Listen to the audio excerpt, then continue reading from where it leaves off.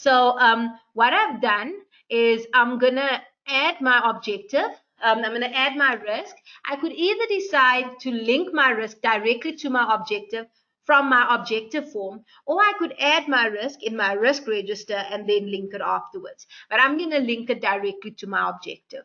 Okay, so as you can see over here, I've got my objective as in maximize my profit. I can then right click on this. Okay, it'll then say create/link.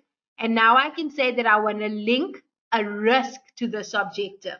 All right, so it's really simple. You just highlight the item that you want to link something to. You make sure that it's highlighted. You then right click on it. This box will appear and you say that you want to create or you want to link something to it. You then go across and you say which item you want to link. So like I said earlier in our little diagram that we went through, an action plan can be linked to anything, including your objective. So I'm going to be linking the risk to this. I'm clicking on risk to objective, and now it will open this library form again. So this is the form that we explained earlier, so that you can have a look at that. It works in exactly the same way, so that you can have a look at this from here as well. I'm not going to be using one from the library. I'm going to be adding a new one. So I'm going to click on not in library, capture a new risk. Okay, then you've got this over here. All right, I've now opened up this form. This is the form that opens for you to capture your risk. Okay, so you can see that it looks basically the same as the objective form. Obviously, it's a bigger form, but with regards to the layout, you've got your library specific information on this side, and you've got your unit specific information on that side. All right, so I've now decided to fill in my my title over here, and the example that we used as a risk is theft of equipment. So I'm going to put my example over there. Theft of equipment, that's my title. Now, another fun feature of this form is that you can use this tick button over here to see whether or not you're duplicating something. Okay, so if, for example, I was listing a risk that was already in the form and I clicked on this tick box, it wouldn't make the rest of the form available to me, and it would let me know that this is duplicated and that I should rethink what I'm doing. All right, but because this is unique, I'm clicking on my tick box and it's now freed everything for me. Okay, so now this form has become available and I can complete the rest of the information. So you can see that my title is bold. I've got to complete that. If I have a company reference, I would put that in. And then this little thing over here allows me to add my description for both. Now, if you remember from our objective form, we had the description split on two sides. So on the library side, we would add a description for the library. And on the unit specific side, we would add a description for the unit. But we've got this over here, which allows us to toggle between the two. So while the dot has selected library, the description that I'm now going to add will be relevant for the library section. So I'm going to say, so if, for example, I say, theft of equipment in the whole company as my library. And then on my unit, I can say theft of equipment at this branch. So that is just an example how you can see the information is different for the library and for the unit. Okay, then you've got your category over here. This category will also depend on what you have set up at your environment, your work environment. I'm setting this as employee, and then my subcategory, I will just make this labor relations. Okay, so these are not necessarily relevant to this example, but it's just so that you can see how the information gets put in. Okay, so that you have an idea on what this would look like. All right, then we've got our more field over here again, where you could then have other information if you had any custom fields completed. I've left that one available as well. There isn't any custom fields added by admin on there. All right, then we've got now our unit specific section over here. Okay, so if you have a look at this, we can then add our ratings and everything in there. Okay, so we've got inherent ratings and we've got residual ratings. For the sake of this demo and just to explain to you how everything works, we will be filling in both sides of this information right now while I'm running through this form. But generally what you would do is you would only fill in your inherent information, which is your ratings, before a control or anything has been put into place. You will first complete that information. You will then obviously have your controls in place. You will look at your controls, rate your controls, see whether what difference they're making, and you will then have your residual ratings thereafter. Okay, so we're just going to go through this just so that you know what the information is, but obviously you will follow the correct procedure when you're doing this from your work environment. All right. So your impact value, if you are able to put a financial value to this, you would then insert the money, the financial value over here. So that would be how much of an impact you would lose financially with regards to this risk, theft of equipment. So if you can tie a monetary value to say all of your equipment is worth this amount, you could then put it in there. All right. You would then have your impact rating. Would theft of equipment be low impacting, very low, medium, high, or very high? I will just say medium. Then you have your impact rationale, which is where you would need to put information in here. Okay, so you will now need to add information on why you're rating the way that you're rating. So I will just say company relies on equipment to function. Okay, so you will then put in that information. We've also got our spell check over here, and you will then have that over there for you. All right, then we look at our likelihood rating, which is asking us how likely is it that this risk will occur. All right, so you can then click on that and you will decide whether this risk, whether it's rare, unlikely, moderate, likely, or very common. I will just stick to moderate as well, and then you will also give a reason why. Okay, why you think that this could occur, why you've rated it the way that you've rated. Okay, then as you can see, this automatically gives me a rating score at the bottom here by using my medium impact rating and my likelihood rating. So my impact rating and my likelihood, it then multiplies that and it gives me a rating score. Okay, then we've got, because we've set it up to manual, so it automatically does calculate this for me. I've then got my residual rating over here. Now, like we said, your residual ratings will be your ratings for after your controls and everything have been in place. So once you've put your controls in place, you will then come back and then you will do this rating. Okay, so I'm just going to rate this for now just so that we have the information in here because we've got a lot to go through. And what you just noticed now is that it showed me that I can't have my residual rating being higher than my inherent rating. Obviously, because if you put a control in place, the control is supposed to make it better. So it's supposed to be helping to fix the problem out and to prevent the risk from occurring. So it's sort of defeating the purpose if your residual rating of impact has gone higher after you've put controls or certain measures in place. So it either needs to be the same or it needs to be lower. Okay, so I'm just going to be rating this like that. And as you can see, because my score did get lower, which means I got a better score, it now shows me that my color is green. Okay, if you have a desired rating and you use that function, you could then put that in there. And then right at the bottom, we've got a risk response decision. So this depends on how you're going to handle this risk. Are you going to avoid it, transfer it, mitigate it, or accept it? So with theft, I'm going to try and avoid it. Okay, that's what I'm going to try and do. But obviously, it depends on your environment. If you're going to try and transfer it, as in using insurance, or if you're going to just accept the fact that it might just happen and you'll take it as it comes, it depends on what you plan on doing with your particular one. Okay, so I've said avoid, and then I've clicked on OK. Then you've got your control adequacy section over here. So the information from here will pull through from your control. And you will then, if we have some time a little bit later, we'll have a look at this and you'll be able to see how that information pulled through. Okay, we've then got our owners over here, and you can then add yourself or you can add someone that you're making responsible for this. Okay, so I've clicked on this and I'm going to then use my own number, training 1, to add there. You can search for somebody once you're happy with that, you will then click on OK. Okay. So I've done that over there now.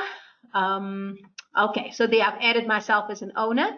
Then we've got our more over here. So this is more of a custom field. You will not necessarily have this. This is just an example on what a custom field will look like. So in this example over here, we've got risk origin, and it's asking whether it's from the risk management, internal audit, or compliance. Okay, you might not have this. It depends entirely on your company. All right, and then that's it. We've completed all the risk form information. You'll then click on save and close, and you'll have added your risk to your objective.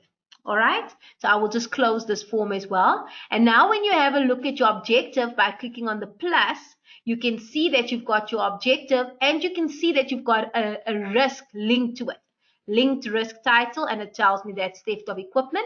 I can click on the plus there as well, but it's not going to give me any additional information. Now that's why it's usually best to use your risk register. You can see so much more information from your risk register than what you can from your objective register.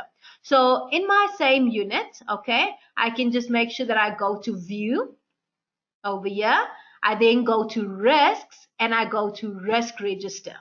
Now I can see my theft of equipment is listed here. When I click on the plus sign, I can also see which objective it's linked to, but I see all that information regarding my risk as well. And I can see that information over there. I can see my the owner title. I can click the plus sign, and I can see the owner of the objective as well. So you see a whole lot more information from your risk register than your objective register. Okay, so now once you've added that, our other example on what we were going to add after our risk is that we were going to add some contributing factors. Okay, so now I'm going to add my contributing factor to my risk. The same way we added our objective to the risk is we're going to make sure that we click on risk, we right click on it, and then we say that we want to create / link a contributing factor to this risk. Now, like I said earlier, okay, we can actually add an item directly to the risk register as well. So you can then do that by just going to your blank space, the same way you did with your objective. You then right click on it. You say that you want to create / link, and you want to add your risk to your unit. You would then add your risk in that way. Okay, you could then choose if you wanted to link it over here, because I know that we did have a question as well. Let me just have a look who that question was from. It was from Makanwati. Okay, and he asked, can we do an example of linking objective from the risk register? So this is how you would do it. You would have your risk there already. You would right click on it, and you would say that you want to create / link your risk. No, you would say that you want to link your risk to your objective. Okay, so you find your particular risk, you right click on it, and then you say that you want to link it to your objective, and that's how you would link it from there. Okay, so now we've added that. We're now going to add our contributing factor. So you make sure that you've highlighted your risk. You're going to right click on it. You say that you want to create / link, and we want to add a contributing factor to this particular risk. So we're going to click on it. Once again, it opens up that same form. Okay, so now we've got that same form open only over there. We can then search if you want to add a same one or not. We're going to say not. We want to use a unique one. So we're going to say that it's not in the library and click that over there. We've now got this form available as well. This is your contributing factor form over there. It's basically got the same structure over here. So now I can have a look at this. And the example that we use for a contributing factor is we had poor economic environment, poor security, low income. So I'm going to use poor security as a contributing factor. All right, you could then add a reference and a description. You then again have your option to rate this, to use your category and your subcategory, and then you would have different information based on your work environment as well over there. Okay, over here you've got your detail. You could then add a description if you want one specific to your particular unit. You then also have your ratings over here. So you could then add your ratings for your priority. What kind of a priority is this contributing factor? So how high of an impact does it have on the particular risk? So if you say that this poor security is the main reason why this risk occurs, then you would say that it's major, it has a high impact on the risk. If poor security just slightly impacts the risk occurring, or slight reason why the risk might be occurring, then you would then say minor or low impact on the risk. Okay, so I'm going to say poor security has a high impact. Then you have your control strategy, which is how you're going to mitigate this, which is similar to what we had with in our risk form. You can accept, manage, or avoid this. So I will try and avoid. Okay. Then you've got your more tab again that you can use over here. Okay, but there isn't anything in there. So then you're pretty much done with this form. I'll then click on save and close for this form, and I will close this one as well. So now when I click on it, I can see by clicking on the plus that I've got my risk owner, I've got contributing factor over here that I've linked, and I've got an objective. So you can see, you see more information on this form. Just to go back to my objective register, as you can see, the tabs are still open here on the top. So I'll just toggle to my objective register over here. You can see that by clicking on theft of equipment, I still can't see any other information. I can't see that there's a contributing factor added or anything like that. But I can see all that information from my risk register over here. I can see the objective, the contributing factor, and the risk. So that's why it is way better to use your risk register to view more information. Okay, so now I've added that contributing factor as well over here, and I've got that information listed there as well. All right. Okay, so then the next step that we were going to do is we needed to add our control.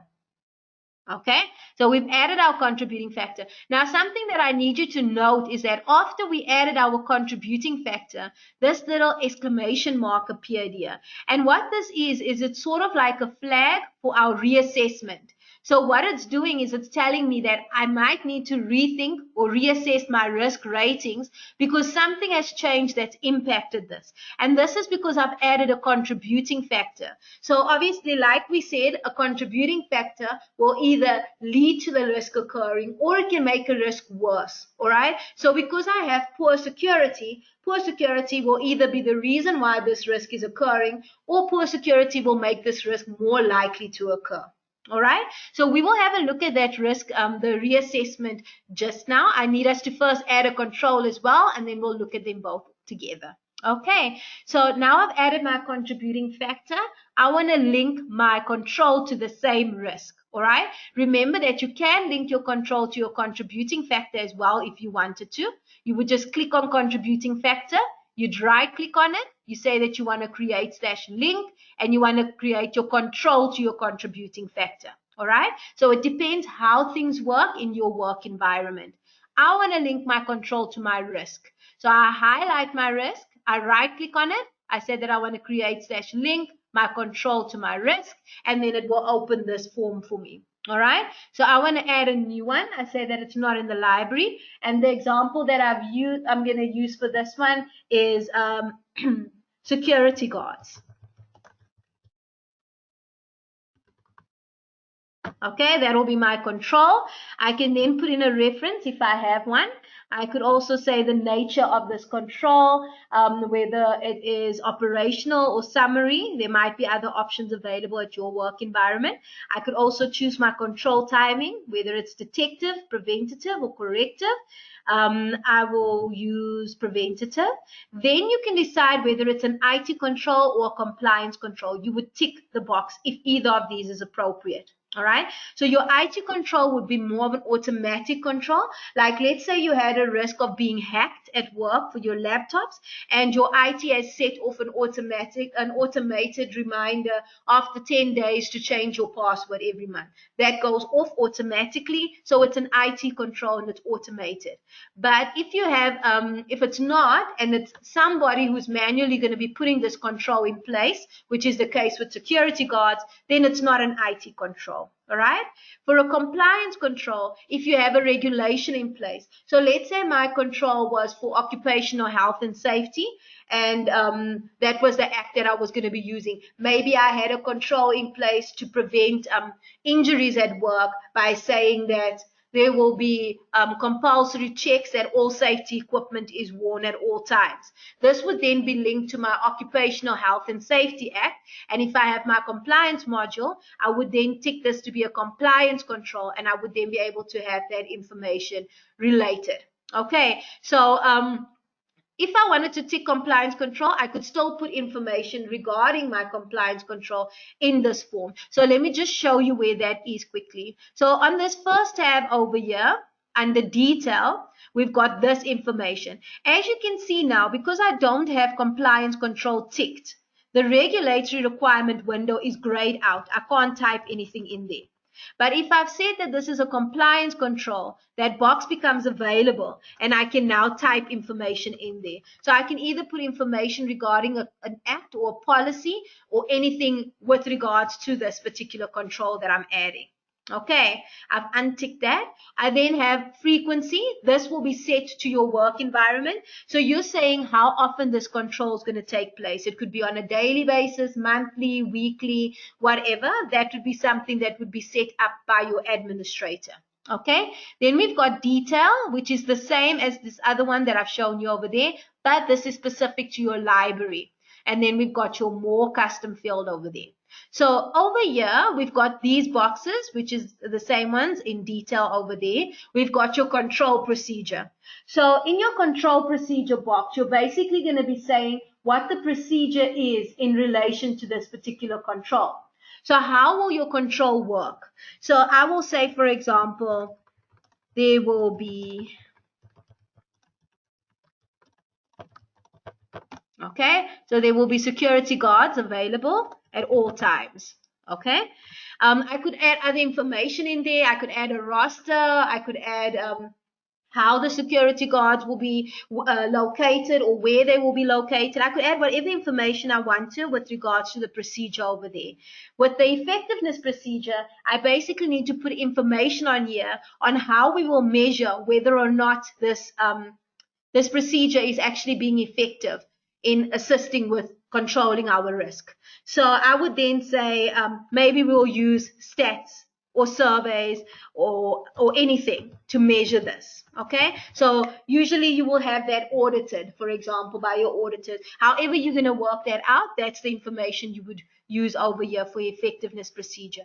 We've then got our rating, so we will say our control adequacy.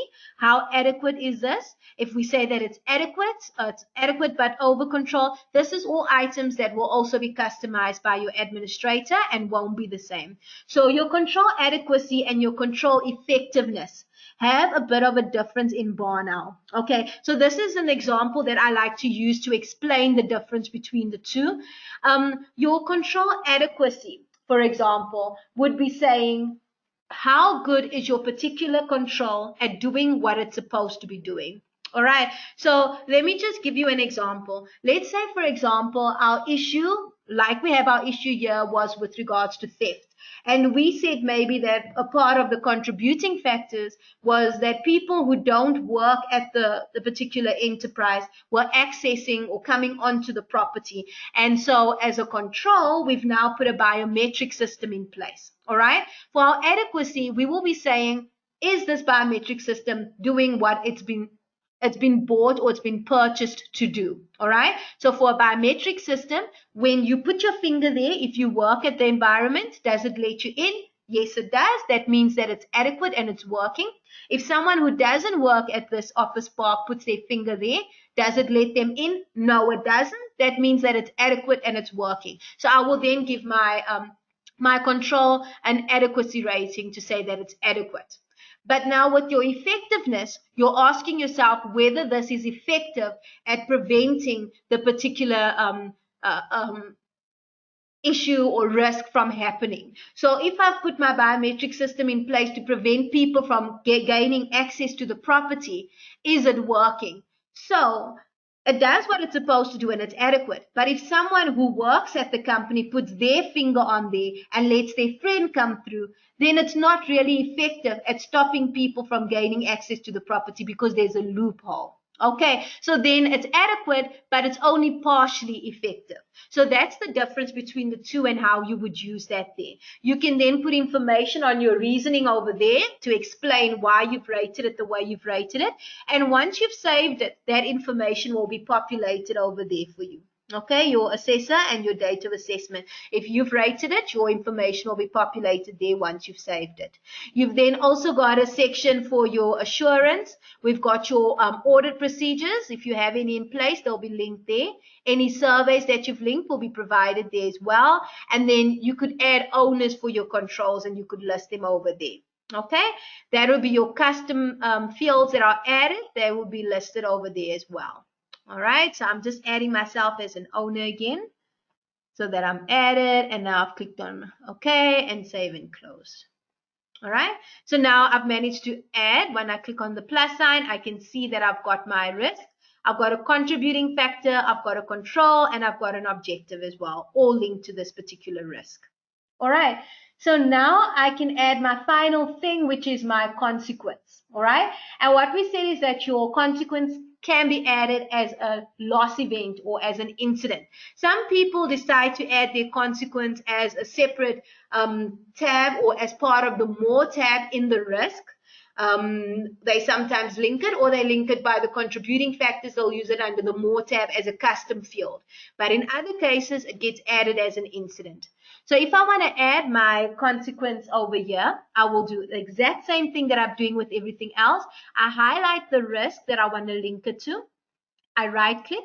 I say that I want to create /link. And I say that I want to add a risk incident to this risk. All right. Now you can see that I've listed my risk incidents as risk experience, a loss event, or a consequence. I want to add a consequence. So I'm going to click on consequence, and the same library form is going to open.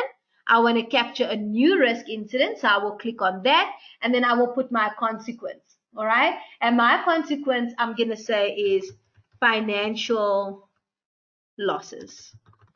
All right, then I could add a description over there if I wanted to.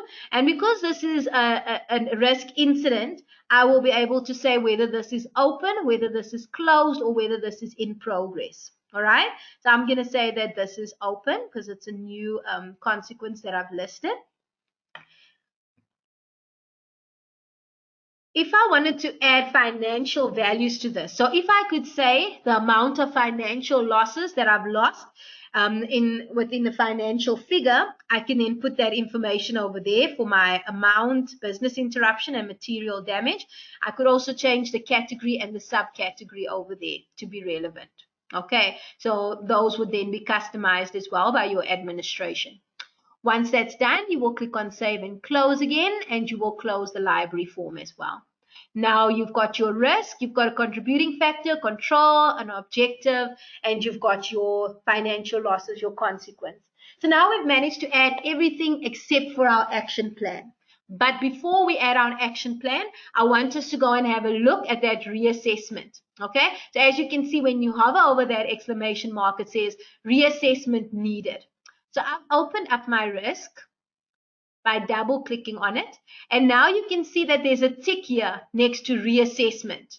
Okay, so when I click on this drop box, it tells me that ratings changed. That's why I need to reassess my ratings and relook at my risk. My controls were added. I added contributing factors, and I added a consequence. So if I click on controls, it shows me exactly which control was added and what the ratings were for this over there. Okay. If I click on my contributing factors, it shows me my contributing factor that was added, what it was and what the ratings were. And it does the same thing when I click on consequence. It shows me what the consequence was that I added. All right. Once I've had a look at everything over there, and I've decided now on whether I want to leave my ratings as the same, or if I want to change it, I can then untick my box because now I've had a look at everything and I've reassessed this risk, and then I can click on Save and Close. Now you will see that exclamation mark is gone and I don't have it displayed there anymore. If I do make other changes, it will be displayed there again. Okay, so now we're going to quickly go to add our action plan and see how our action plans work and how action plans get added. Like I said at the beginning of this presentation, you can basically add your action plan to anything within Barnowl. All right. So I'm going to be adding my action plan to my controls because I feel like I need to put a control in place. I need to put an action plan in place for somebody to make sure that this control is carried out. So I will click on my control. I'll then right click on it. And I'll say that I want to create/link an action plan to this control. All right.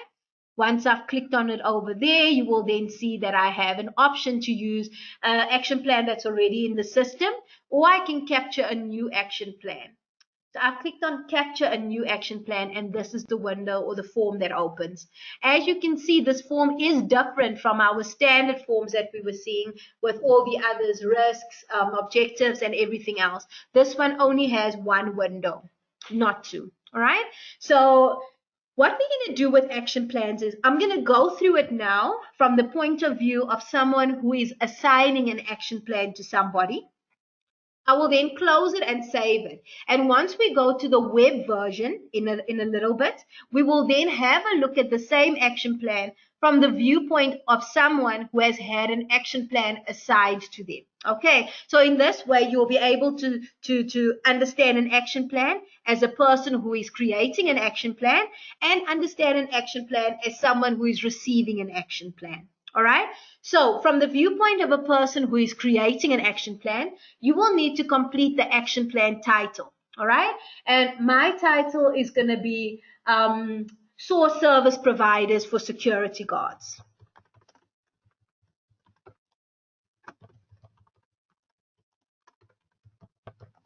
Okay, so that'll be the title of my action plan. All right, I can add a reference if I want to add a reference, and I can add a description if I want to add a description. Obviously, your title is going to be a bit shorter. Your description is going to be providing more information. So because this is an action plan, your description is very important because you need whoever is receiving this action plan to know exactly what you're requesting or requiring from them. All right, so I'm going to add, so in your description, you will then need to let them know what you need from them. So I will say, for example, please source 5 service providers. Please provide background information on all 5. Please provide quotes. Okay, so now the person who receives this action plan will know exactly what they need to do. Okay, I will then have that information in the description. The current status summary, I will not pay attention to or complete. That will be for the person who receives this action plan. All right. The status will be completed by the person receiving the action plan as well as the percentage complete. As the person creating the action plan, I will need to give this person a start date and an end date. All right. So automatically your start date defaults to today's date because that's when you're creating the action plan. But if, for example, your action plan is reliant on another event occurring, like I need the person who's going to be sourcing the service providers is someone in a role called admin support. And that person will only be starting work on the 1st of May. I can then date this action plan start date to be the 1st of May, depending on when the person is starting. Okay, but if it's going to be one that's relevant to start right now, I will leave it at the defaulted date, which is today's date. You can then have your end date, which is your due date. You'll also click on your calendar, you'll select your due date, and you'll use that as your end date on there. Okay, the progress notes will also be completed by the person who's replying to this action plan. And then you have your originator name, which is you because you're originating the action plan. Then right here at the bottom, you will add an action plan owner. So this is where you will assign your action plan to somebody. You will right click in the space, the same as we've been doing with everything else. You will go to owner and click on it, and you'll then search for the person that you want to add as the owner.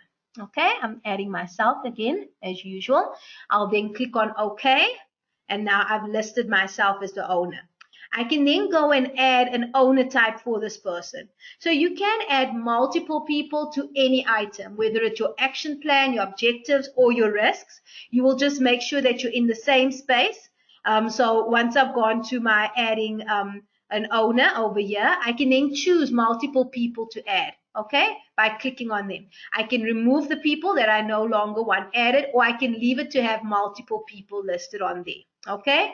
So I can then, once I've satisfied with the people that I've added, I'll click on OK. And now I can choose owner types. I could give people the same owner types, or I could specify that I want this person to be responsible and I want this person to be accountable. You will have an understanding on what these terms mean to your particular environment, all right? So you may have one being the person who's overseeing the item and one that is going to actually be carrying out the particular item, all right? So that depends on your work environment, okay? So I'm just going to remove that just so that I have myself only listed on this action plan. Okay, and then once you've done that, you can then have a look at the other tabs. So we have an escalation tab over here. And what the escalation tab does is it allows you to have your action plan escalated to somebody else if it is not completed or it hasn't reached a certain percentage by a specific due date. So if I tick escalate action plan, I can go into the space, right click on it, the same way I add an owner, and I say that I want to assign a user. I then have this form show up. So now I can say that I want to escalate this action plan to, by clicking on the three dots, I can find my directory. I said that I want to escalate this action plan to Christo, for example. All right. If it hasn't received which percentage, okay, so I say if it hasn't received 50% by the start of which date? By the 30th of April. Okay, so now if this person hasn't completed 50% or reached 50% completion on this action plan by the 30th of April, Christo will get a notification that this has been escalated to him. And he can then follow up on this by checking up with the person, or maybe this person is unavailable, maybe they're off sick, or they're not around anymore, maybe they're just busy with something else. If this is a very important task that needs to be carried out, Crystal can then have that assigned to somebody else, or Crystal can carry out this task. Okay, so that's why this is very important and very helpful actually. All right, so you could then save if you want to save your changes. I'm saying that I don't want to save my changes. I don't want to escalate this. So I can also then untick that box. You then have a recurrent option where you can make this action plan recur. So if I tick this box, I can make sure that this action plan takes place on a weekly basis, on a monthly basis, on a daily basis, every second week, whatever. I would then put that information in. Okay. I'm not going to have this recur, so I'll leave that box unchecked. Then we have your email defaults over here. So this is where you have your custom templates are all set to default. So they will go off when defaulted for the assignment, notification, escalation notification, and due date. All right. Then you have your more tab, which is your custom fields tab again. There aren't any custom fields added over there. You then go to your main page over here. And as you can see, this is where your main page is. And once you've satisfied with everything, you will click on Save and Close. Okay, so now what I need you to have a look at is once you save this form, you then have an option to attach a document. So I'm going to go back into my action plan now that I've just saved. It's linked to my control. So I'll click on the plus sign. Now I can see my action plan. By double clicking on it, it opens up again. But because I've saved it, there's now an option to add a document. So the person who has carried out this task can then attach a document. They can either provide the quotes that I've requested, or they can give additional information, supporting information, or anything using this. Okay, by attaching a document. They will just click on this. You could also add a document to this if you wanted to add further instruction. You could then click on that document. You will then say attach document. You can then search for it in your folders on your desktop or on your computer. Once you're satisfied, you will click on it. Okay, I'll just use that as an example. And then you will say save and close. Okay, so now you've added a document to this particular item. When you hover over it, it says that one document was added. So you can click on it and the person can double click on this to view the document. Okay, so that's very useful as well. All right, once you're done, you click on save and close. And then we have this over here. Okay, so now we've done. We've added every single thing that we needed to add as per our example. All right, so we're going to access Barnowl Lite in a bit, and we're going to view the action plan from the viewpoint of someone who's receiving an action plan. All right, but for now, while we're still on our Rich app, I want us to have a look at some of the reports. Okay, so the first thing that I think you could use, or what you could actually use as a very good form of report, is your register. As you can see, your risk register displays a whole lot of information. So you can actually use this as a report to print out and export the information. You can then keep it, you can edit it, you can send it to somebody else, maybe who doesn't have access to this particular unit or to Barnowl on the Rich app. You can also save it for your own use as well. Okay. So how we do that is, this is our risk register, but I'm going to go to this other unit in HR just so that we have some additional information. So you can see all the different risks that are linked in this particular unit. Okay, so there's quite a few risks here. I can then decide to, just so that you know, these icons over here, that's to lock your register, to refresh. I can expand my register by clicking on this. You'll now see that it's expanded everywhere, and I can see the items that are linked to my risk. I see the control, the action plan owners, the control titles. So it's basically expanded all the different items under each risk for me to have a look at. Okay, so I can expand the whole register, or I can collapse the whole register, and everything will be minimized again. All right, I also have the option to wrap text, just like in Excel. I can then print it, export register, favorite view, show filter, or close. All right, so what I want to show you is the favorite view and the exporting register, so that you have it sort of like a report. Okay, so now this is my whole risk register. All right, I can choose to expand certain items. Like I've expanded this first risk and I've expanded the information in it. I've expanded this risk as well, lack of core competencies, but I've left others unexpanded or minimized so that you can see the difference. Now I want to export my register so that I can save it as an Excel document. I can save it and I can edit it, or I can send it to somebody. All right. In order to do this, the easiest way is to make sure that you've expanded the certain items that you want to actually view and see, and you've minimized the ones that you don't want expanded. Because if you do it this way, you can then pick and choose what you want to see on your report. Whereas if you just say expand register and you expand everything, every single item is going to be expanded, and maybe you don't actually want to see the owner types, or you don't want to see, who's the action plan owner. You just want to see the action plan title. Then you can make sure that that is the only thing you see, and you don't see that details as well. Okay, so it's better to expand the things manually that you do want to see, instead of just expanding everything if you plan on exporting or printing your register.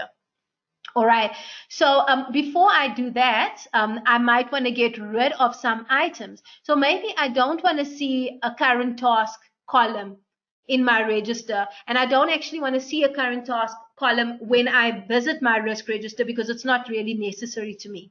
I can then click on current task, drag it, and drop it off the screen. It's now gone. Okay, maybe I feel that risk response decision is not necessary either. I'll just click on it, drag it, and drop it off the screen. If, for example, I want to add something to this, there's another part or another piece of information or column that I'd like to see, I will then right click in this blank space so that it opens up, shows this box. I will go to field chooser and click on it, and now I can decide what I would like to add as columns over here. So maybe I would like to see my desired risk rating instead. I can either drag it and place it over there, or I could just click on it instead. Okay? And then once you click on an item, it automatically gets added over there onto your column. All right? If you no longer want it, you can drag it and remove it from there. Okay, so once I'm satisfied with the items that I've shown or I've hidden, I can close this over here. Okay, and now I can decide, now this is perfect and this is how I want to export my register. Okay, so now what I will do is I will then click on export register so that it opens up this wizard for me. All right, so I can export current units or I can export multiple units depending on my permissions. I just want to export the current unit, so I'll leave it on current unit, then click on next. Now I can export it in the current layout so that I can see what I've already used, because I've already decided which items I want to display and which ones I want hidden. If I didn't and I said I wanted it expanded, then I have that problem of seeing every single thing that I don't necessarily want to see. And if I say collapse, then I won't see all the information I want. So because I've already selected how I'd like to view it, I'll leave it on current layout. Then I can decide whether I want to export it to Excel or export it to Word.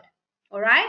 So exporting it to Excel is probably the best option, because you can then you have a lot more free reign with regards to what you want to do with it. You can then work on it a whole lot better and edit it and amend it easily. If you export it to Word, you can also do it, but looking at a risk register, it's better to look at and better to work on when it's in an Excel document. Okay, so it's usually best to use it on Excel document, and that's what I've left it on. I'll then click on next.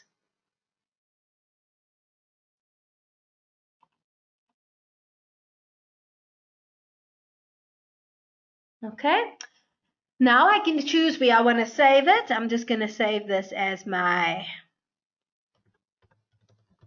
register in my documents. Click on save.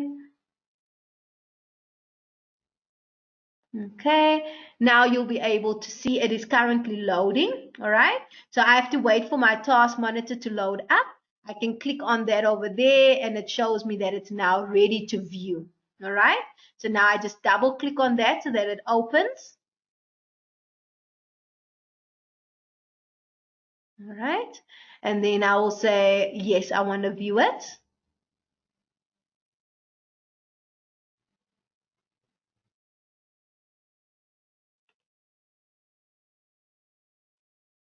Okay, and then this is how you can view your register over there. Okay, so now we've had a look at that over there. And we've had a look at what the registers look like over there. And now we're just going to quickly look at some of the reports that you can view. So some of the reports that we have, Barnowl has 3 dashboard reports, which enable you to see a full report on all the different aspects of your business. So the report is a flat Excel style report with items of color coded for quick identification. You can select which fields from which items to include in the report. You can also design your own sorting and filtering. Okay, so where you would find your report is you would just go to your reports over here. You then go to your objectives over there. You go to your objective risk dashboard reporting and you click on it. All right, now you have the option to draw up or form your own report. I'm going to go to my HR section over there again. I'm going to click on next. I now have the option to choose what I want to add. I can filter out empty objectives. I can also change the different sections over there. I can filter it and I can use different ratings. I can decide what I want to see and then I'll click on next depending on my decision. Once you're done with that, you will click on generate. All right, and now I'm going to choose my objective risk dashboard for the 28th, which is today, and I will then click on it. Okay, and I've said save. All right, now I'll be able to view my report. It's almost ready. Once it's ready, I double click on it. All right, and now you can see your report over there. So it basically shows you everything that you've decided or you've selected. And the reports all work in a similar way. All right, so you can basically play around with that by going to the different reports that you want to be using. You can then have a look at them and you can play around by choosing your different reports. You can do objective reports, risk reports, action plan reports, any of those. All right. Another thing that we could also have a look at is your heat maps. They also work in a similar way to your reports by providing you information. Where you will find your heat maps is by going to View. You will then go to Risks. After Risk, you'll go to IR versus RR Risk Movement Heat Map, and then you can click on that one. This one will now show you the information on here. So this shows you the movement of risk ratings between inherent risk thresholds and residual risk thresholds for a selected unit. All right. So depending on what you've selected, which unit you've selected, you'll see that information. And it works the same way as well for if you've decided on seeing your RR versus RR risk movement. That one you will find by going to your risks, going to your RR versus RR risk movement rating heat map, and then you'll be able to see the information over there. But for this one, you will then need to choose your current period, and then you can go back to a different period, and that information will then be displayed there for you.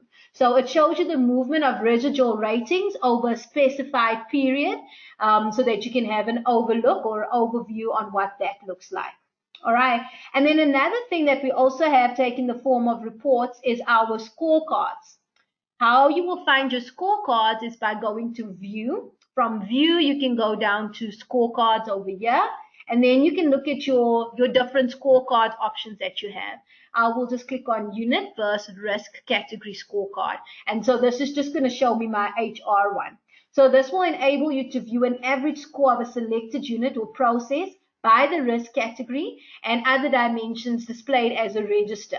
So you can then click a score to view all the different values which make up the average score. All right. So this is the one that we've opened now is your unit versus risk category, but you can also view your process versus risk category, your process versus unit, and your regulatory requirement versus unit. All right. So if you want to save a particular report as a report so that you don't have to keep on customizing it over and over again, you make sure that you go to your particular report. All right. So once you've added your report, like I'm just going to go to this dashboard report over here. I then have an option to customize it. I can remove certain sections that I don't want shown. I've just expanded it over here. So if I don't want the processes, I can untick that box so that no processes are shown. I can basically customize it in that way. Also by dragging and dropping. And then once I'm satisfied with the changes that I have, I will then click on next over here. All right. And then I can add filters if I'd like to. Otherwise, I can save this as a favorite report so that I don't have to re-customize it every single time I come in Barnowl. So I will just save it as Jade's report. And then I will click on the saving icon over there. So now it's added as a favorite. And then I will click on generate. Okay. And now I'll be able to generate that report. All right. It's still generating over there.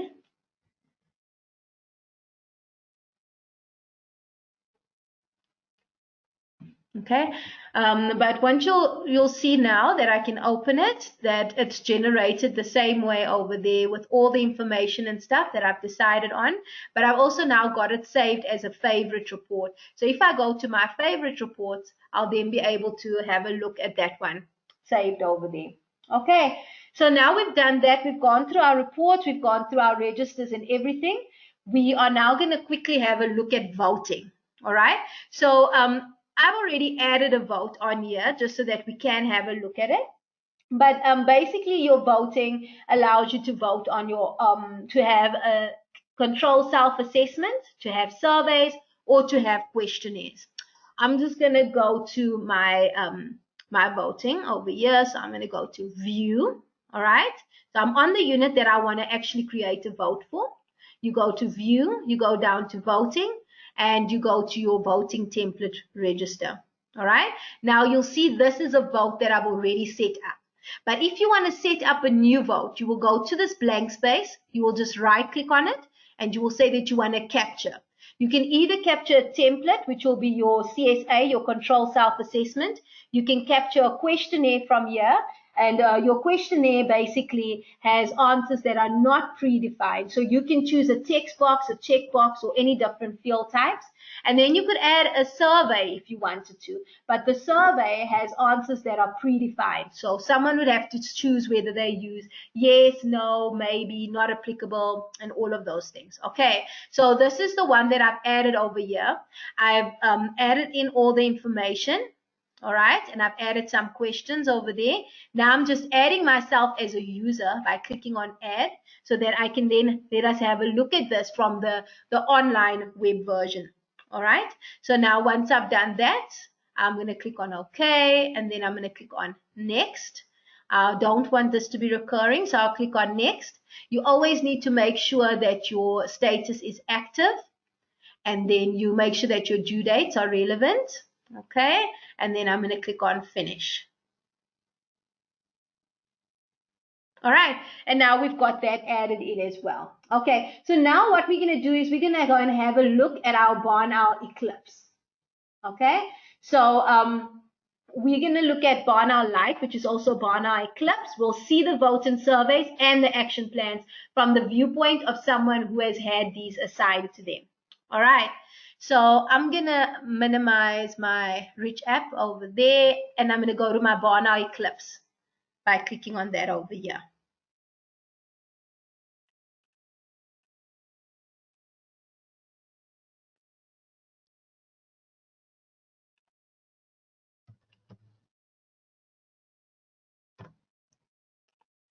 Okay, so we're not going to take a lot of time going through Barnowl Eclipse.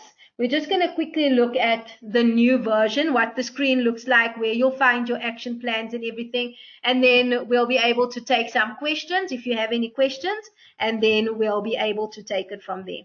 Okay, so let's just quickly log into Barnowl Eclipse and have a look at things over there. It works the same way. You might have a username or password, or you may not. As you can see, I've now logged into my online web version, and you can see under my action plans, this is the action plan that was assigned to me. And under my votes, this is the survey that was added to me. All right. If you have any key indicators or risk assessments, and that's part of your module, you'll be able to see those on the landing page as well.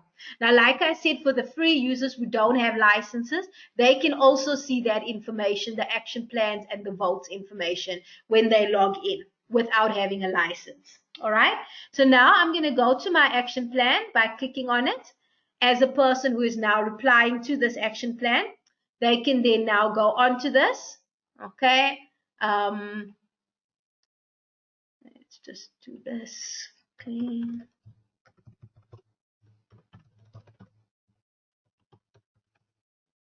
All right. They will then be able to complete the status. They'll be able to complete how far they are. So the person will then say that they're halfway or they're complete with this. They will then add progress notes to say how far along they are or where they are with it. If they need an extension request, they can then put that information in there. And what will happen is the person who's created this action plan can then decide whether they're going to grant them an extension request or whether they need to have this completed by the due date. All right. So once they've completed that, they will then click on Save and Close. And that's basically how your action plan looks in the Eclipse version. All right. Then we've got your vote, and how your votes look is sort of this way with your instructions, and then the next tab will show your questions. So you would then complete all of that, and you would then click on Submit, so that that information is sent through to Barnowl. All right. So what's important to note is that you do not have to wait for a link from Barnowl in order to access your action plans. You can log into your Lite, or you can log on to the free portal, which is the same link as your Barnowl Lite, and you can then have a look at any action plans or any votes assigned to you without having to click on a link. Barnowl will send out links when you're assigned a certain item, but you do not necessarily need that link in order to view any of your tasks on Barnowl Lite. Okay, Barnowl Lite works basically the same way. You use your risk management section over here. You then have your objectives, your risk, your contributing factors, and your controls. you can click on your objectives and go to your objectives by unit, which is basically your org structure, to view your objectives over there. It works the same for your risks. Your risk by unit will show you your risks on your org structure. Okay, you will then find it in exactly the same way. So by going to our unit that we worked on, I can then see in my risk register all my information. You add items by going right to the end, and then you click on add new, and you'll add that specific item over there in that way. So that's the only difference with regards to adding items. Okay, and then that's basically it with regards to Barnowl Eclipse. It's pretty simple and easy to understand. Let's just go back to our presentation over here. If you get stuck and you need help, okay, we are always around to assist with regards to help, and we can help you in various different ways.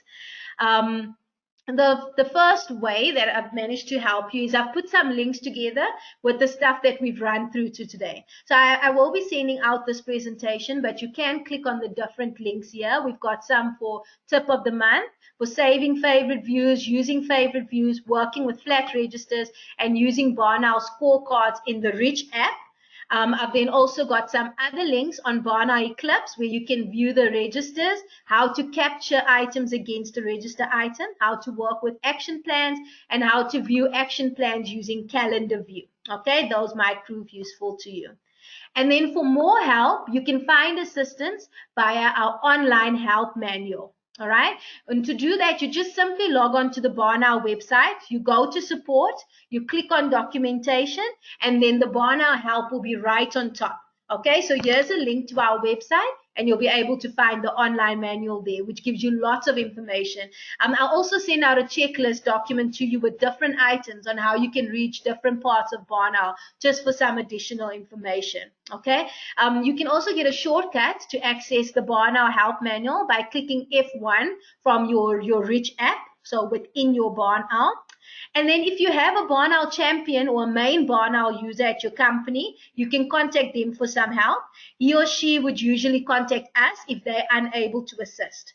So your Barnowl champion, or you, if you're the Barnowl champion, or if you don't have a Barnowl champion, you can contact support by using the support email address. All right. And then another interesting thing that we're going to start doing, or that we've already started doing, is our remote training sessions. So if there's anything that you're struggling with at the moment, or you require training on, or a refresher, we've started carrying out customized remote training sessions. So you're more than welcome to contact us for additional information on that. They prove more convenient and cost efficient than standard training sessions. You can also limit training to only include certain features that you're struggling with. And you have the convenience of taking part in these from the comfort of your home or office space. All right. So are there any questions?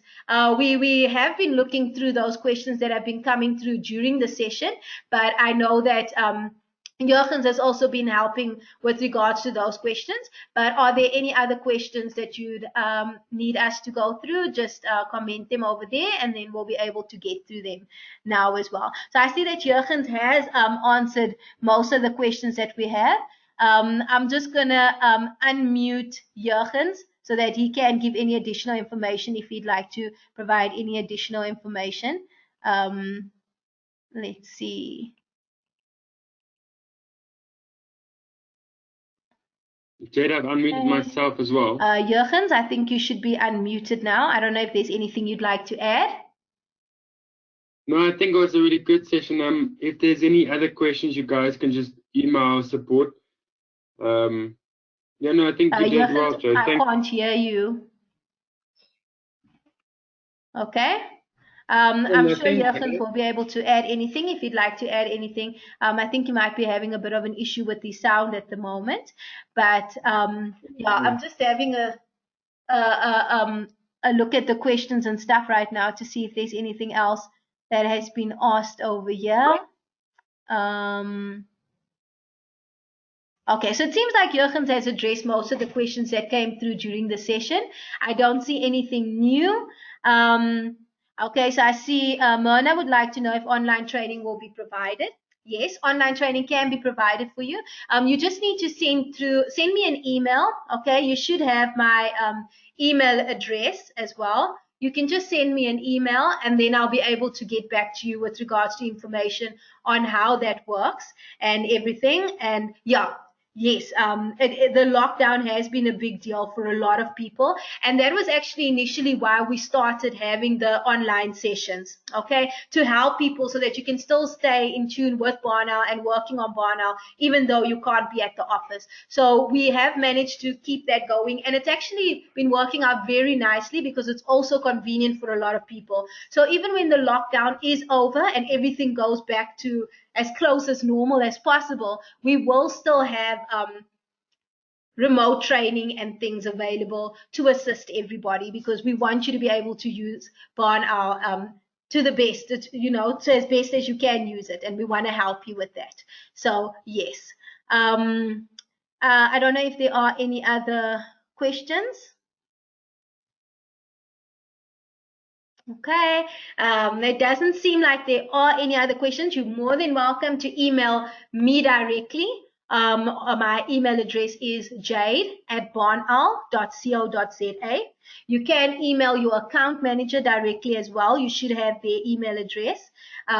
You can email me directly, and I will forward any questions relevant to your account manager to them as well. Okay, so if you need that, I am putting my email address in the chat as well, and I will include my email address in the Barnowl presentation. Okay, just so that you have that as well. Okay, and thanks a lot for joining and for staying around for the session. I hope that you did find it useful and that you had some of your questions and concerns addressed during the session. It was just more of an overview, just to get you up to speed in case there's anything that you missed out on. Tomorrow's session is going to be more with regards to the changes, to the specific changes that we've gone through with Barnowl and how certain things have changed. So please do feel free to join that session as well. Okay, thank you very much for attending, and I hope you enjoy the rest of your day and the rest of your evening, and keep safe and stay at home.